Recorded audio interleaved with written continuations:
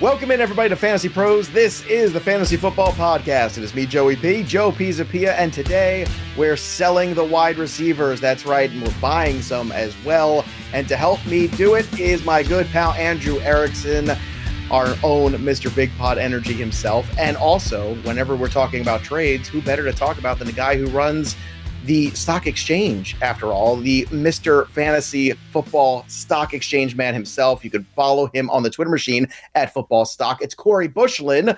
Corey, welcome back to the show again, to have you here for the wide receiver portion of the discussion. And I'm going to hit you with this right off at the top of the bat because people are asking about it. Robbie Anderson gets traded to the Cardinals. Hollywood's going to miss a whole lot of time. Do you care about this Robbie Anderson trade? And what do you think about what's left here with Rondale Moore and DeAndre Hopkins going forward? I care about it as in, like, I'll spend a bit of waiver money on it, but not like as in I'm excited and I'm dropping my entire fab budget. So I think Robbie Anderson, once he gets, a full allotment of routes running with that team, he'll probably be like a viable low-end flex type of option, but that's about the extent that I think he's going to contribute. All right. Real quick for you, Andrew Erickson, same thing. What do you make of the Arizona Cardinals wide receiving core now that looks a little different than it did a few weeks ago? No more, was Greg Dortch and Hollywood Brown leading the charge? Is Greg Dortch now getting back into your consciousness as well? I mean, for me, it's just about Rondale Moore. Like, I don't really want Robbie Anderson. I mean, how much better is Robbie Anderson than AJ Green? They kind of look like similar dusty guys. Too. Exactly. Like AJ Green is still on the team. It's just like we all just kind of forget about it, but he's out there running routes. Like he's doing something. And that's basically what Robbie Anderson's been doing for the past 6 weeks in Carolina, just getting his cardio in. So I think it's all about Rondale Moore. I really think that he's going to see like double-digit targets every single week because the way that the things are moving is he's the one that's been there the entire time. DeAndre Hopkins has been practicing with the team. Like this is the first time he's practiced with the team. He's been practicing in a park, is what the reports are saying from DeAndre Hopkins. So I'm excited to play Rondale Moore until he gets hurt. But yeah, let's go Rondale Moore season. I love the park. It's a great place to practice. Today, we're going to go through the rest of the names, the most traded players on the Sleeper app, try to give the guys some options on some deals that they might want to make. So let's start with a buy, sell, or hold option here on CeeDee Lamb, a guy that a lot of people traded away a few weeks ago, Corey, and now it looks like some people want to trade back for him potentially, or maybe they want to trade him away again. I don't know. It seems more like the former, not the latter. So are you buying, selling, or holding CeeDee Lamb at this juncture with Dak's imminent return in week 7? Yeah, it's funny you mention it because on the trade targets show on my own channel, CeeDee Lamb will be on the thumbnail of that video because he is the biggest buy in fantasy right now. I was screaming to buy him after week 1 when everybody wanted to throw him to the Wolves after Dak Prescott went down. But, I mean, we're talking about a guy that was leading the NFL with a 35% target share entering the week last week, had 10 targets again. He's had 2 down games now, so, I mean, people are a little bit iffy on him, but Dak is coming back this week, and that unlocks high-end wide receiver 1 range of outcomes for CeeDee Lamb. He's no doubt my biggest buy at this position. All right, Andrew Erickson, real quick, same thing, buy, sell, or hold CeeDee? Yeah, no, buying CeeDee Lamb. Like I am so fixated. I look a lot at player usage. So seeing CeeDee Lamb's 35% target share on the year, like ranks number 1 among all receivers. Like he was never like a buy low guy in my mind. Like I just figured that everyone viewed CeeDee Lamb as like, dude, this guy literally leads the NFL in target share. Like he's nasty. Like you can, but I didn't know people were trying to get rid of him. Like I'm definitely trying to buy him. And I talked about it in a video about buying Michael Gallup, but I would have just gone right for CeeDee Lamb if I knew that people were not as high on him as I am. Well, let's see if we can put some packages together here, see what's going to take to get CeeDee Lamb from these guys. CeeDee Lamb or Allen Lazard and DeVonta Smith rest of season. So you can have 2 players, Lazard and Smith. Corey, do you want those 2 or do you want CeeDee? These are the type of trades I make to get players like CeeDee, so I will take Lamb. Assuming you can, again, handle losing some depth, it's an easy trade to make. Give me the stud. Andrew, same for you. I'm giving you some good quality depth. So I understand some teams definitely need that when they have injuries. Like if you're the Keenan Allen manager, certainly you could use some depth here. But what do you think here? Is this not the right side of the trade to be on? You want to be on Lamb or Smith and Lazard? I'd rather just have one consistent wide receiver versus Lazard and Davante, who are just like spiked week guys. Like they're going to have bust games where Lamb is going to be way more consistent. I'm going to feel better about starting him every single week versus, oh, is this the week do I start Lazard or Smith? Like I hate having to make that decision every single week because half the time I'm going to be wrong. And so I don't want to make that. So make it easier on myself as a owner and manager, just get CeeDee Lamb. All right, I'm going to change this one on the fly on you guys. CeeDee Lamb or Michael Pittman and Kyle Pitts. Everybody hates tight end. No one has any good ones, really, unless you have Andrews or Kelsey for the most part.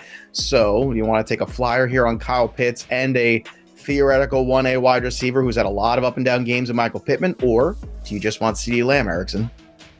See, I hate when you change the sheet. You change the show sheet. Like you're too prepared. Well, because I'm looking at it and I can tell from where you guys are that it's not enough. You got to up the ante. I'm instantly upping the ante in real time. This is my job. This is what I do. So, Pittman and Pitts or Lamb. I mean, well, your analysis was correct because Kirk and Pitts would not have gotten it done. But I still like Michael Pittman a lot. Like, I still thought he was a wide receiver 1 entering the season, and he showed us just last week that this guy can be a wide receiver 1, 16 targets. So, yeah, again, the fact that I get Michael Pittman, I don't think it's such a significant drop-off from CeeDee Lamb, and that I can take a flyer on Kyle Pitts, especially if I am just like streaming tight end, I have no answer at the position, then, yeah, I think I would lean towards the Pittman and Pitts side. I also know the chords to play when it comes to Andrew Erickson, and Kyle Pitts is still a chord. It's still in there. All that work in July and August, I know deep down he's still rooting for him, very much so. So, Corey, I'll put the same trade to you now. Michael Pittman and Kyle Pitts for CeeDee Lamb. Which side do you want to be on? I mean, Erickson mentioned streaming tight ends. You probably had a better tight end production than what Kyle Pitts is going to give you if you've been streaming tight ends right now. I'm probably going to take Lamb. That's in the past. We're looking forward. That was in the past. Of course. Yes. But, I mean, the Falcons have thrown the ball 22.8 times per game so far this year, which, for reference, if that were to keep up the entire season, be the lowest number since the 2005 Steelers. And Drake London's got a 30% target share right now. So I'm not super in on buying low on Kyle Pitts. I think it's going to be, a lot of frustration with the dude. I like Pittman, but I think he's more of like a high-end wide receiver 2 type of guy. I think we have legitimate high-end wide receiver 1 upside with CeeDee Lamb. He's a top 6 receiver for me the rest of the season, so I'll take Lamb still. Unless you're completely, devoid of depth, like I think I would take Lamb. I would take Lamb as well. I think I always want the needle mover, to go full Roman Reigns on everybody. I want the needle mover. I want the guy who I know can have those splash games and win me a week, especially when we get into playoffs, because that's what it's all about. It's win in advance, right? CeeDee Lamb is one of those guys. I don't know if Pitts can be this year. He can be a contributor. I don't know if Pittman is. It's too inconsistent. That's my hard sell there with that one. All right, let's go to another guy who's being just moved all over the place on the sleeper app. It's Deebo Samuel. So Deebo Samuel, buy, sell, or hold. Andrew Erickson, what do you want to do with Deebo? I'm probably just going to hold him. I mean, he's been okay this year from the perspective of where you drafted him. He definitely got a bump from seeing Jimmy Garoppolo be the quarterback instead of Trey Lance. And so that's kind of helped him suck up more targets. But with this 49ers offense, it's just hard for him, George Kittle, and Ayuk to all produce at the same time unless Jimmy Garoppolo throws the ball 40 times, which is what we saw last week. But that, unless the 49ers defense is all hurt, for the rest of the season, which we've seen this happen before where elite defenses get hurt and then the other offense has to become really pass heavy, like what we saw last year with the Baltimore Ravens. I just don't see Deebo Samuel as someone that I got to go get Deebo Samuel. But I also don't want to just get rid of him because I know that he was a top 5 wide receiver last year. He's really talented. He creates plays after the catch. So I'm not trying to get rid of him because the 49ers could throw the ball a little bit more if their defense does not get healthy. So I think that he's probably a hold for me. I think I would entertain the idea of selling him rather than buying him if I could get a strong return. All right, well, I'll see if I can tempt the boys with some offers for Deebo Samuel. Before I do, I want to remind everybody, if you've got trades you're trying to figure out in your league, we have the Trade Analyzer and Trade Finder tools over at My Playbook on fantasypros.com/myplaybook. Go check these out. Sync your leagues over. There's plenty of time to get My Playbook and get all those tools. And the Trade Finder, Trade Analyzer is going to find trades in your league that you might not even thought about that are available for you to go out and try to make the ways to improve your team. And you'll find out what the likelihood of trades that you might think are good trades that you're sending out there, whether or not they're going to get accepted at all. So these are 2 incredible tools, just part of the amazing suite of tools of My Playbook. Go check them out at fantasypros.com/myplaybook. You can do that. You can also download the app over on the Apple or Google stores. Go check them out today. Again, they are part of our higher end premium tools, but I got good news for y'all. You can go to fantasypros.com/offers today. Still, go make a deposit in one of our partner sites and get 6 free months of our premium products at Fantasy Pros. Then you get the Trade Analyzer, the Trade Finder, the Waiver Wire Assistant, all those things at My Playbook. So go check it out. fantasy better with my playbook and Fantasy Pros. All right, I've got some time now. You've had some time to think about some trade offers, what your value might be for one Deebo Samuel. So Deebo or Davante Adams, rest of season. Andrew Erickson, who do you want? I want Davante Adams. All right. How about you? Same thing there, Corey. You still want Davante Adams over Deebo? Yeah, give me Davante Adams. Real quick, the funniest stat in all of fantasy football is Deebo Samuel was the major regression candidate coming into the year. He's averaging exactly what is expected fantasy points per game in actual fantasy points per game right now. So for me, he's also a hold, but I would prefer Davante Adams. He's the living version of it is what it is. That's actually what you said there. Do you guys both feel like the Raiders, I know we kind of touched on this on the waiver wire pod, that the Raiders could be this team that as the season goes on, they're going to get better and better. I feel like that potential is there, Corey. Do you agree? Yeah, I still think Davante Adams is a top 5 receiver rest of the season. So I'm pretty on board with that. Jacobs is playing really well. Adams, obviously playing at a high level. Once, the ancillary guys, if Renfro can do something, if Waller can come back at some point, I think we're talking about an offense that could definitely be, top 10, top 5 type of scoring unit. All right. How about Deebo Samuel or A.J. Brown? Now, A.J. Brown certainly had some big splash games, but been a little inconsistent, one might say as well. 1 week he's wide receiver 12, one he's wide receiver 69. That can frustrate a lot of people. Deebo maybe a little bit more consistent, although every now and then you get an Ayuk smash game. So, Corey, what do you want here? You want Deebo rest of season or A.J. Brown straight up? Yeah, A.J. Brown, you got to live with the lowest to get the highs. So I'll take A.J. Brown, but that is pretty close. They're both like back-end wide receiver ones for me rest of the season. Yeah, these guys are both rest of season on fantasypros.com/rankings, still number 1 wide receivers. But out of curiosity, do you have a preference between these two, Andrew Erickson? I prefer A.J. Brown. I like A.J. Brown more during draft season, and I don't think I've seen anything through the first 6 weeks, except the Eagles not losing any games, that would change my mind to keep A.J. Brown ranked ahead of Deebo. All right, let's move on to the next part of the show here. The top wide receivers to buy low and sell high. Let's start with the buying. Who are we buying low on this week, Andrew Erickson? So I like Romeo Doubs for the Green Bay Packers. He's still seeing a pretty strong target share in that offense. So he had 9 targets, same as Allen Lazard last week. Both of them got out-targeted by Robert Tonyan. But, Dobbs's usage is still just top tier. Like, he's running a route on nearly all of Aaron Rodgers' dropbacks. And that's a lot to say for a guy that was a day 3 rookie. Like, he is a entrenched starter in this offense. He saw over 100 air yards last week. Allen Lazard also saw over 150 air yards, 20% target share over his last 4 games. And week 7, look, the Packers offense is gonna suck all year, like maybe, but week 7 against the Commanders, like this is a get right spot for this passing attack. So I think Doubs could blow up potentially in this game. He had 2 deep targets last week, did not catch either of them. I don't think that's gonna happen 2 weeks in a row. So I think Doubs, as a rookie, can make some splash plays in week 7 and see his fantasy value really spike. So I know that it's kind of been disappointing from the last couple of weeks, but the targets are there, the routes are there. I would not drop him, and I would actually feel pretty good about him as a wide receiver 3 or flex play.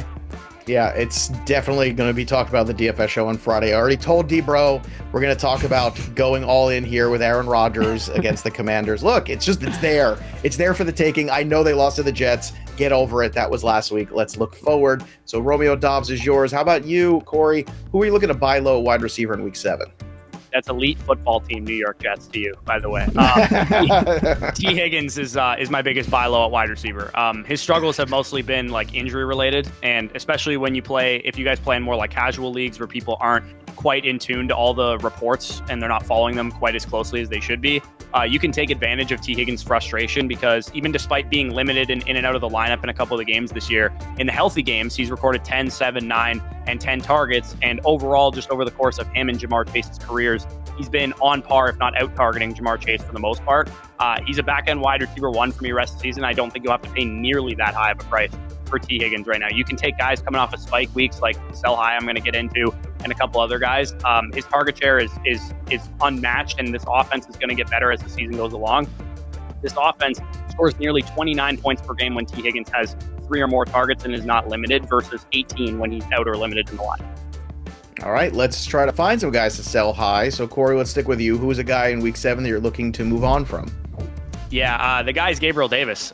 He's had a bunch of bomb touchdowns the last 2 weeks. It's a pretty easy my soul, spot for me. Corey. You better have a real good argument on this one.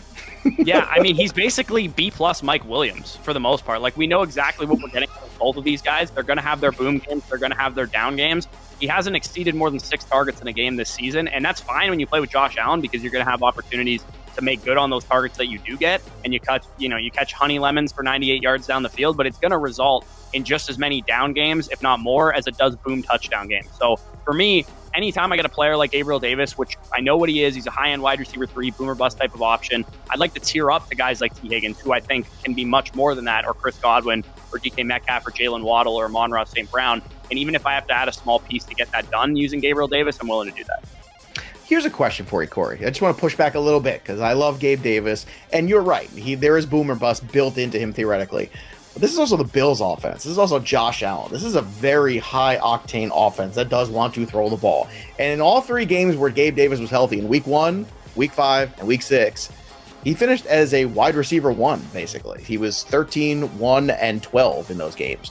So when he's healthy, he's played more like a wide receiver 1 than necessarily the wide receiver 3 with boom upside that you're talking about. So why do you think he is that guy and not necessarily the guy that we see when healthy is a wide receiver or a 1A closer to T. Higgins? Because he's averaging 5 targets a game this season. That's why he's a wide receiver 3 with boom upside. And like I said, because he plays for the Bills, maybe he's a wide receiver 3 with boom upside profile-wise, but that means he's a consistent wide receiver 2 type of area in weekly rankings because of the upside that he presents. But for me, anytime any profile like that has 2 great games in a row, it's kind of like the Clyde Edwards-Helaire of wide receivers. It's like he gets this elevated opportunity because he plays for Kansas City, but he's not getting the volume of a wide receiver 1 or a wide receiver 2 even. I'm contractually obligated to defend the honor of Gabe Davis because I have so many shares. So it's nothing personal. It's just how I'm built right now. So, all right, let's go to the guy that you want to sell high. Who is that guy for you, Andrew Erickson? Yeah, I'm going to do he's kind of like the opposite of Gabe Davis, where all he does is get targets, but he doesn't do anything with them. JuJu Smith-Schuster for the Kansas City Chiefs. So, I mean, look, this past week he actually didn't see his usual target load. Like, he'd been seeing basically 8 targets in every single game except 1 entering week 6. So, JuJu saw 5 targets, 14% target share, 11% target rate per route run. And he had 113 receiving yards and 1 touchdown, which basically came a lot on 1 broken tackle, and he basically ran into the end zone. And we really haven't seen that yards after the catch from JuJu in like 3 years. Like, I was like, oh my God, like JuJu can make plays after the catch. Like, this is amazing.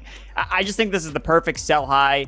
The Chiefs have shown us through the first 6 weeks that Patrick Mahomes does not favor any of these receivers. Like, it's Travis Kelce is the number 1, and then depending on if the defense is playing zone, it's going to be JuJu. If they're playing man, they're going to use MVS instead. Like, it changes every single week. So, the fact that JuJu had a big week here does not instill confidence that, oh, now he's going to be the guy, he's going to be consistent moving forward. No, like, that does not read to me that this is the new situation here. It's the same situation. He's just coming off a spiked week, and this is when you sell wide receivers after they go over 100 yards and they score a touchdown, and people are like, oh, like JuJu, he's finally going to hit. He's finally going to be the guy that we've been hoping he's been the last couple of years. I just don't think that's the case. I mean, his target share this year is the same as Robbie Anderson and Romeo Doubs, 18%. Like, it's really not that great. It's not going to move the needle for me because we just haven't seen enough of the spike week potential in this offense from him so far. So I think that you can move off of him for some of these upside running backs. Like, if I get Etienne, oh my God, like, yeah, I would love to trade JuJu for Travis Etienne. We said this on Sunday on our live stream before the games, Erickson. We talked about JuJu, and the best case scenario is to have a great play JuJu this week. And if you hit, trade him immediately. Well, wishes do come true, Andrew Erickson. This is your spot. This is your window. Don't get fooled again, everybody. Please, this is your chance. Andrew gave you the target share. He told you all the things are going the wrong direction with JuJu. Make the move now. This is your window. Speaking of windows, let's look ahead to the window of your questions here with the listener mailbag straight from our Discord, fantasypros.com/chat, free to join. But once again, when I mentioned earlier, you go to fantasypros.com/offers, you make the deposit, then you move up to the 6 months of Fantasy Pros. You also get access to our touchdown call channel, our contest we're running there. We're giving away free stuff to our store. We're giving away jerseys, all kinds of fun things. And of course, you get access to stages, AMAs, all the fun things there. So let's get to some more of your questions from our channel at Discord at fantasypros.com/chat. Let's talk to Jay Sizzle. JC, trade Jake London for Brandon Ayuk. Andrew Erickson, this seems like a bad idea to me. What side do you want to be on this one? Yeah, I think I'm going to keep Drake London. I'm just not going to chase, Ayuk's. If Ayuk didn't score 2 touchdowns, would we even care? I mean, he basically put up the same numbers as Deebo and George Kittle did. So I'm going to keep Drake London and his 30% target share in the Falcons offense as a 21-year-old rookie. Now, Corey, I know you don't obviously not in love with the Falcons. We know that well. We've documented it here on the show. But Drake London or Ayuk, who would you rather have rest of season? I may not be in love with the Falcons, but I am in love with the 30% target share. So if we get any games where Mariota's throwing more than 14 passes, then Drake London's going to be a lot better than he was this past week. So yeah, give me Drake London. Again, profile-wise, Brandon Ayuk's a wide receiver 3. He's going to have games like this. Drake London has, wide receiver 2 type of profile, even in the offense that he plays in. All right, the next question's from GSU Eagle 58. Jacobs and Deebo for Chase and Breece Hall. What side of this deal you want to be on here, Corey? I mean, I'd rather have both of the individual pieces over the other. So I'd rather have Chase than Deebo, and I'd rather have Hall than Jacobs. So I'm going to take that side of the deal for sure. It seems like a huge win for the Chase and Breece Hall side here, Erickson. Are you 3 for 3 on this one? Yeah, I mean, Jacobs has been really good this year, but I think when it's all said and done, I mean, we're going to keep moving Breece Hall up the rest of season rankings every single week until, what do you know? He's top 5. There you go. Yeah. It's amazing what playing for a contract has done for Josh Jacobs. Let's go to Steve-O the Pirate. Prefer Deontay Johnson or Michael Pittman rest of season? I think this is a pretty easy one too here, Erickson. Yeah, I'm going to go with Michael Pittman. Yeah. Is there any salvaging for Deontay Johnson at all for you, Corey, rest of season? Because it feels like Kenny Pickett seems to love Pickens and Trubisky is just really no good at playing quarterback, so that doesn't help Deontay either. So it just seems like there's a lot of chances for him to win this battle. Yeah, I'd love to see like the next gen stats of Deontay Johnson's route tree because I think he runs a 6-yard out on every single play. But he does get targets, so I think he's in PPR leagues, I think he's got a solid buy low type of profile right now because his target share and what he's been being used as is probably better than what he's shown on the field. But yeah, Michael Pittman Jr. is probably a tier ahead of him in terms of, what he's giving you on a weekly basis. Would you buy Deontay Johnson in Dynasty right now in hopes that, next year with Pickett and, a little bit more time in the offense that he can kind of bounce back season-wise? Because he is locked up there. It's not like he's going anywhere in terms of contract he just signed.